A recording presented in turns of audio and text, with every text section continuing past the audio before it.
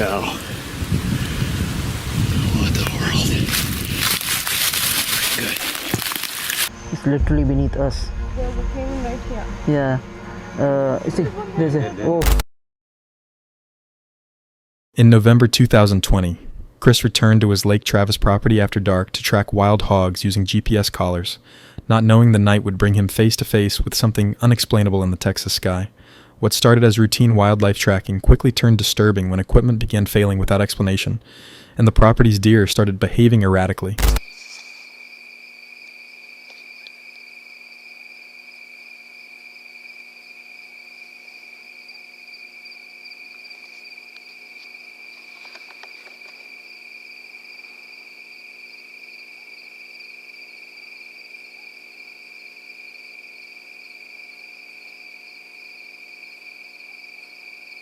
Those deer were trouble for us. They saw us because they were about 90 yards maybe away from us. So they were snorting and alarming. There was a pig on the feeder and I didn't record early enough, but the second those deer started to alarm and snort, that pig immediately ran away. At this point, he's somewhere behind those trees. Not long after that boar showed up, we actually had another group come in here. Those are yearlings, fairly small hogs. And I was hoping I would be able to find that hog we tagged initially. So the first hog we ever tagged, which still has a collar around its neck, and hopefully also the tracker. So I'm looking here with the thermal, trying to figure out which of these hogs has potentially this collar on its neck, but it's really hard to see. And as I'm cutting this video, did you guys just see that? There was something hanging off the neck. Let's play this video again in slow motion, take a closer look. On the top of its neck, the razorback hair is actually interrupted, and you see something darker, which means hotter than the hair. That's actually the pig, I believe, but I couldn't make it out with the thermal in the viewfinder. Just now in the video, in editing basically, I was able to identify. So I think to properly do that, I need to use the X-side to be actually able to see details on the hog. The weirdest and creepiest thing happens. Chris and I walked back up from this boar up the road, and all of a sudden in the sky I see something like long, like several inches long. You know, obviously way up in the sky, basically, airplane height and these kind of things. I thought, is it maybe a power line and something? It's reflecting off that power line, but it just looked way up there. Couldn't be a power line. So I record this thing, and Chris and I leave some interesting commentary, because at this point we don't really know if we're going to be abducted here in a second and aliens do some weird experiments to us. So it was definitely creepy.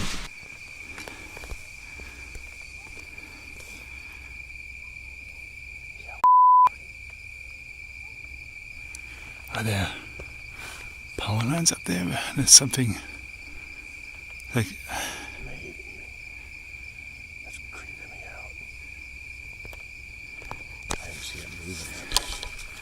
There are no power lines that far up there. What the is this?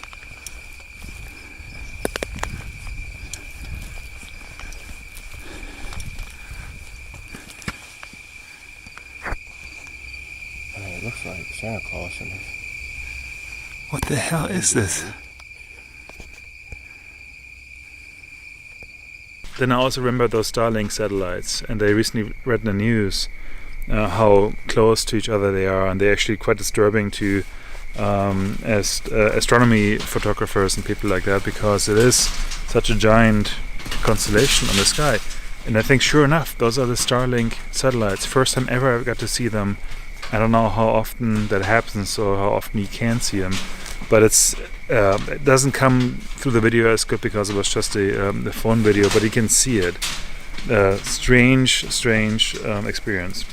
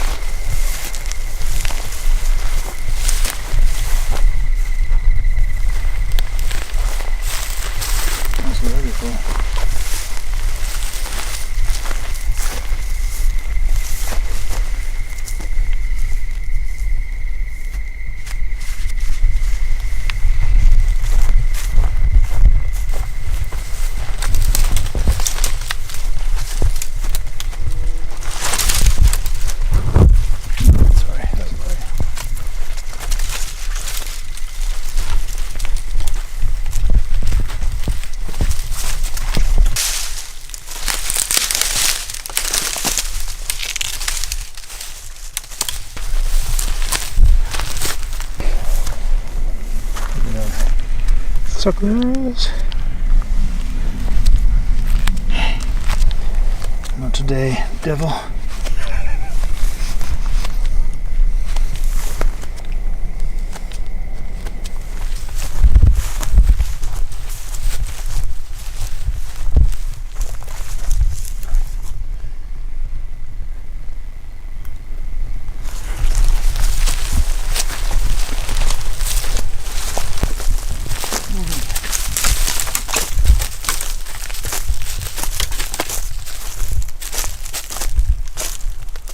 Finally found that golf ball I was always looking for. It's the random.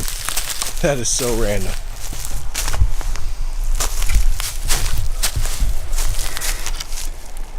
Yeah, right on it.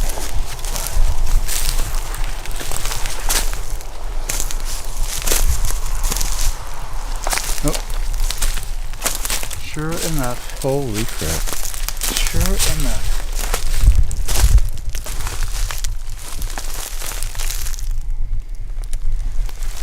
Wow. Chris, you didn't have a power wagon, Chris. You had one job. One job.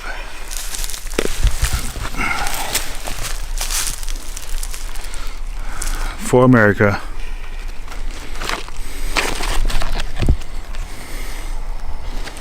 Man, it looks rough. Just one night.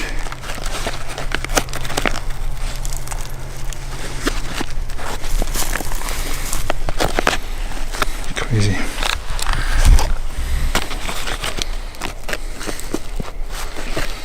Yeah, I don't know if you can put this in another hawk like this. Could try maybe. I mean, those are they're cutting off already down here. See that?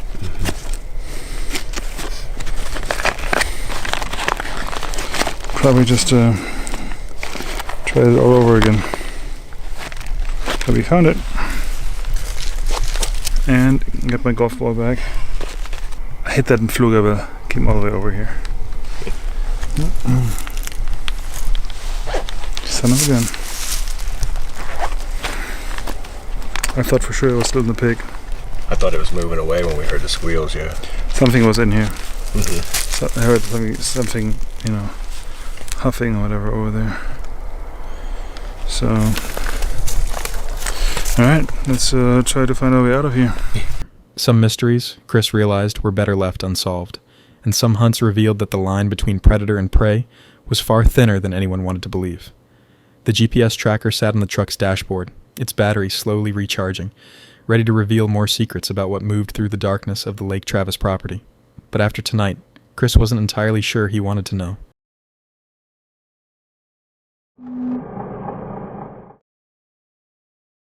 On October 21st, Eric was perched in his tree stand overlooking a cornfield, attempting to self-record his first solo hunt, as relentless winds exceeding 30 miles per hour made every creak and movement of the tree a reminder of how exposed he was.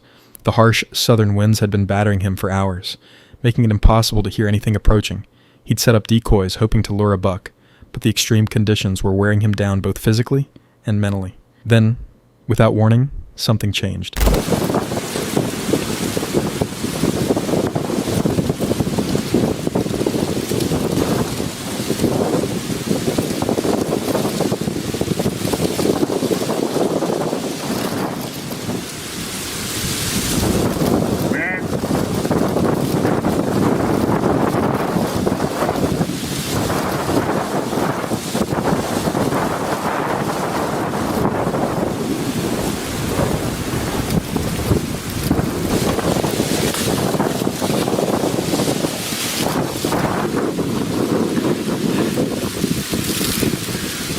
Shaken. So there was 5 or 6 deer out here in the field, and all of a sudden they took off. I mean, they went blasting out of here. I got good wind. I don't know what they saw. Oh, but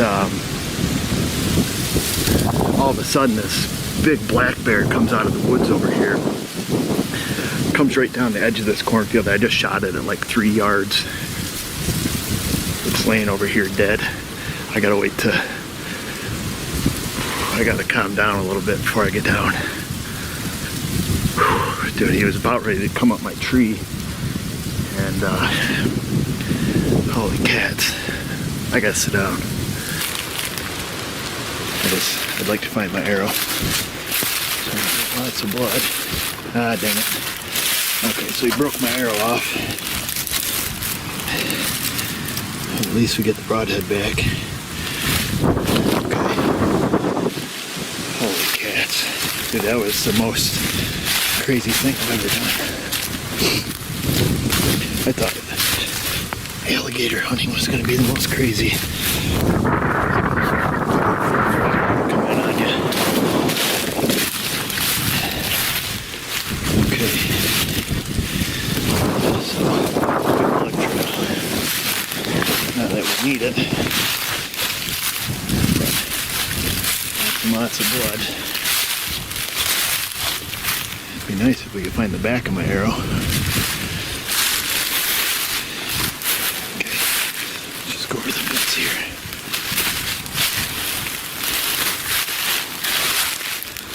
Right there. What in the world are you gonna do with this thing, Eric?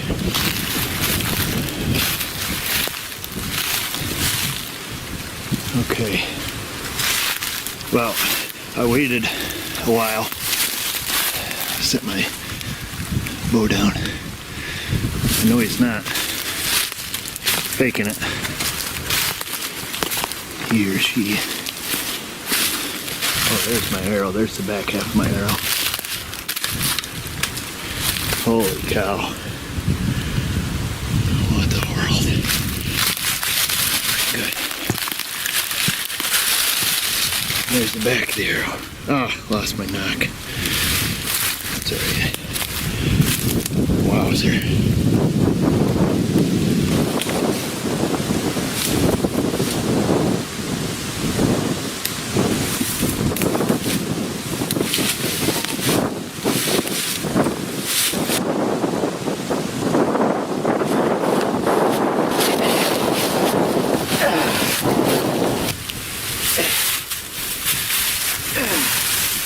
For those few minutes, Eric wasn't the hunter.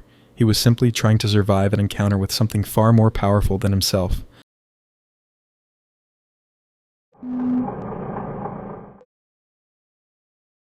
In November 2025, Jake from his hunting channel traveled to northern Michigan's vast public lands, miles from the nearest town, when what started as a peaceful hunt turned into a threatening confrontation that left him genuinely fearing for his safety.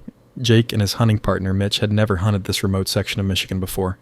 With only 2 days to explore the area, they ventured deep into the northern woodlands, where cell service was non-existent and help was hours away.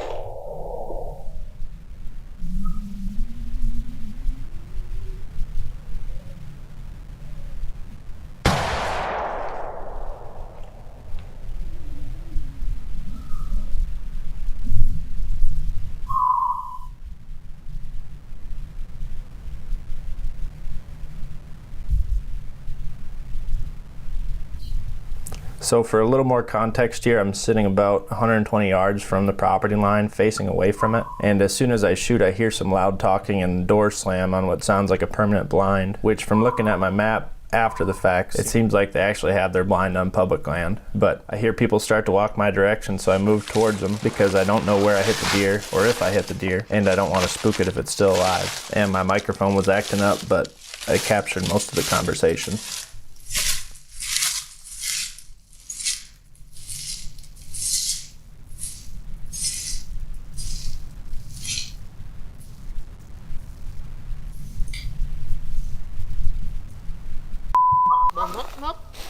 I didn't know you guys were sitting there. I've been in here for a couple hours. Yeah? I didn't know you were sitting there. What'd you shoot? A doe.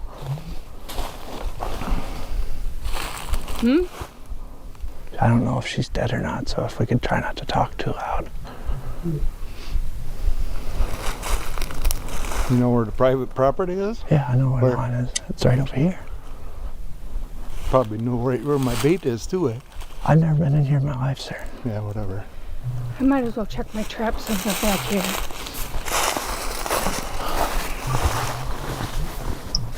I've never hunted here before.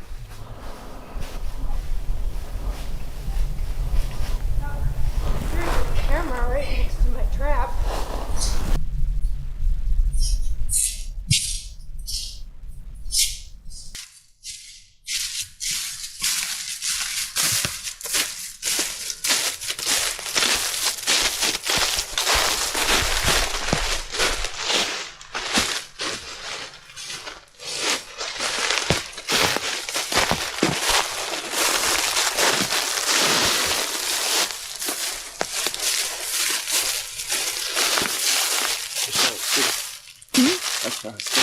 Yeah? I had a trap right there. You're lucky you didn't sit in it. What kind of trap? Foothold for a coyote, bobcat. Yeah, I'm glad I didn't. Yeah? Where are you from? Wisconsin? Figures. How does owners?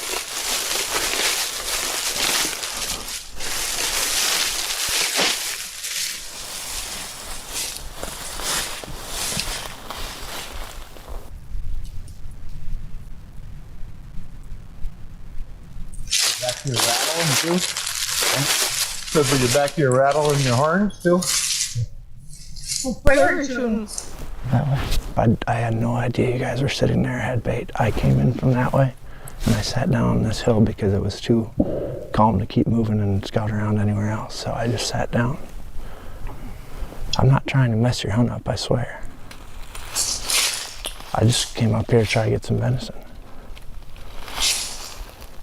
Well, we're done for tonight, I guess, eh? Yep. Sat all day. I haven't moved.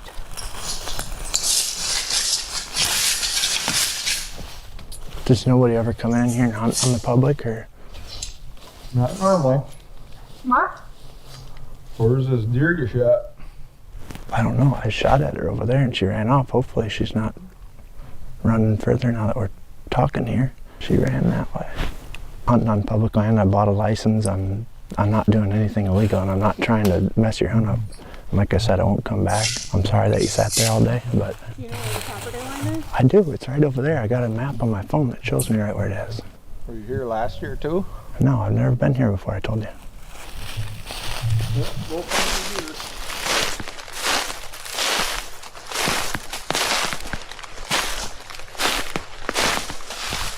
So I go check for blood and eventually get uncomfortable because they're just standing there watching me. So I decided to head back to the car and grab a brighter light. And the rest of the guys, since I felt pretty confident that I hit the deer, was only standing about 80 yards away, standing still. So I decided to ease out of there and come back with the rest of the group. Can you find it? Huh? Can you find it? I'm gonna go back to the car and get my light and my stuff to get it out if she's dead in there. Oh, you didn't find it.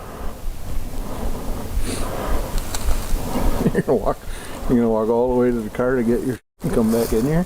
Yeah. What's wrong with the light on your head? It's not bright enough. So I'm gonna cut it up out here and stuff. I wanna be able to see what I'm doing. I don't think you hit it anyways, but do what you gotta do. You're lucky I'm the patient guy. He's not hunting. My brother, the property owner, he'd have a problem. Well, good luck the rest of the season. Yep, thanks.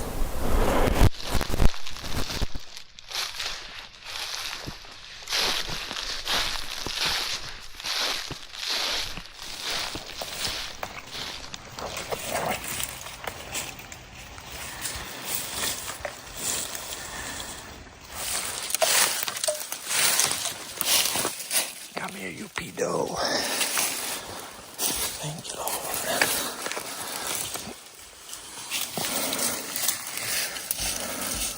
Not no Bambi. No.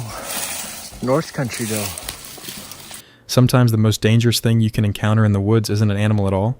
It's other people who believe might makes right, even on public land, where everyone has an equal legal right to be there. Jake and his group left northern Michigan that night, grateful the situation hadn't escalated further, but the memory of those threatening words delivered by armed strangers in the middle of nowhere would stay with Jake long after the hunting season ended.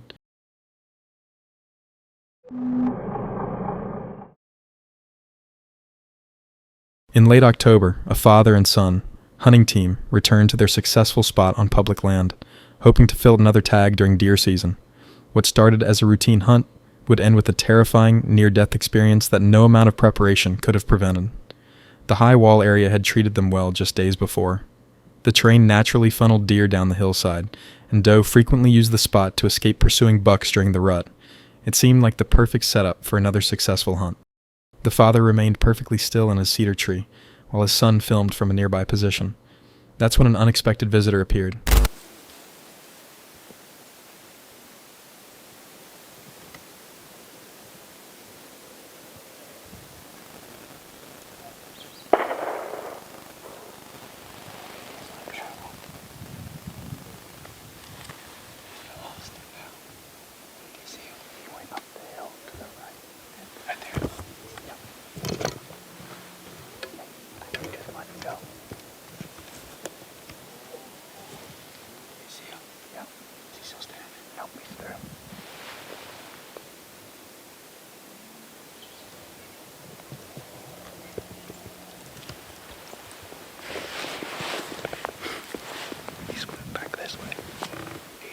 People on the hill, he's the size of that thing he's going.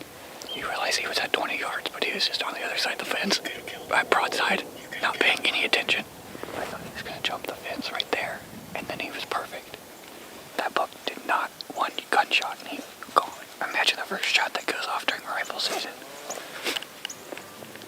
One thing we have learned hunting public land is that you never know what it's going to throw at you.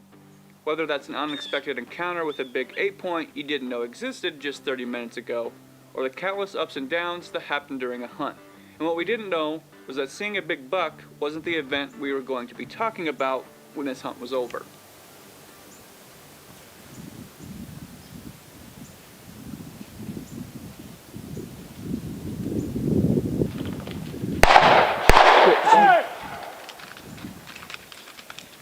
He shot right at Dad. Yeah, he did. Well, there goes everything. They don't care. I don't think. I don't know that he even heard it. It literally shot right at Dad. Okay? Yeah, sitting there in that tube and trying to get your attention. I'm so sorry, I thought I heard you. I heard like a whistle. So then you shot. I'm sorry. That pheasant hunter ended up working his way around to our side here. And as that pheasant hunter got closer, he whistled, 8-10 times at him. And then we just talked to Dad, and he said he was out on the limb of his cedar tree with a red handkerchief trying to get his attention. And about that time, the pheasant got up, and I seen a shotgun go up, and it was pointed right at Dad's tree. And I think he fired 2 shots pretty much right at Dad's cedar tree. Everything was good. Dad didn't get hit by anything, but needless to say, Dad climbed down, pretty much ran out there to talk to the guy, and that guy was super apologetic. I think that guy was just praising God that he didn't shoot anybody. We totally understand that it's pheasant season. That guy has every right to be down here just like we do. So just make sure you know where you're shooting. We're lucky it ended well. Dad wasn't hurt. We're going to sit for a little bit while longer now. But that may have just kind of put a little bit of a damper on the deer movement for a little while. But all's well that ends well, I guess. November deer hunting can be unpredictable that way. Some days are hot, others are ice cold. The only strategy is to keep hunting and hope your luck changes. But for this father and son team, they had already used up more than their fair share of luck. The fact that they were both alive and uninjured was the only success that really mattered. The big buck could wait for another day.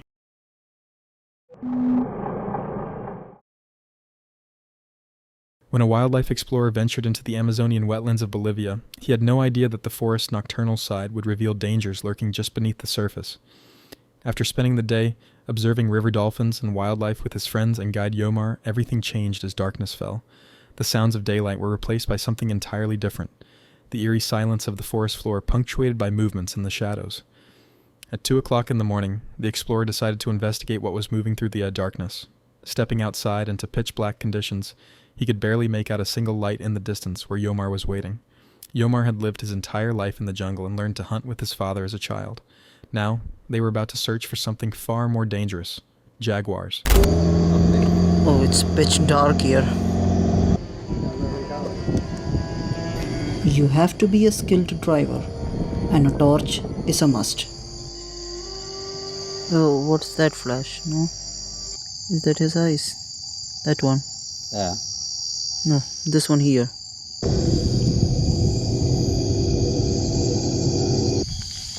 Light off.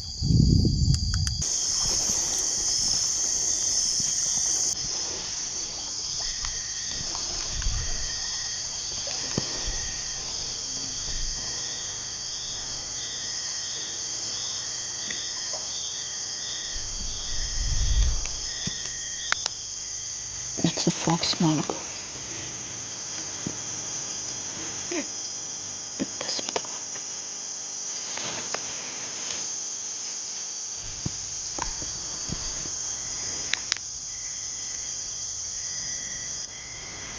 A single jaguar can travel 100 kilometers every night to mark its territory.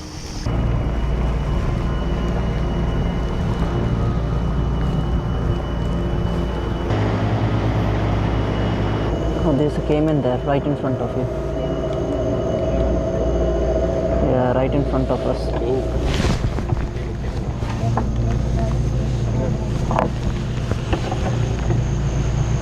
We've literally gone on top of that. We've gone right above the caiman. Yeah. It's literally beneath us. There's a caiman right here. Yeah. See, there's a... Oh. It's a big one actually. Not a small one. It's a big one actually, yeah. Okay. Alright. That's... Alright. There was a caiman here 2 minutes ago, so I have to be careful. There can be others.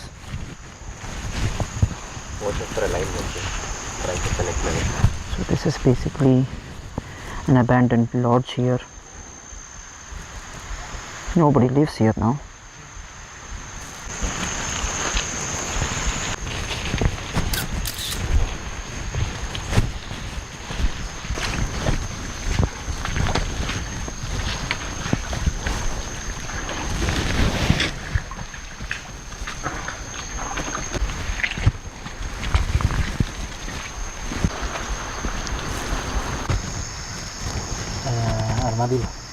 Armadillo. Sadly, the hunters were before us, and it's illegal to hunt them except by some indigenous communities. Even though we couldn't see the jaguar, but it's amazing to know that how the creatures and the people are affected by the silence of the forest.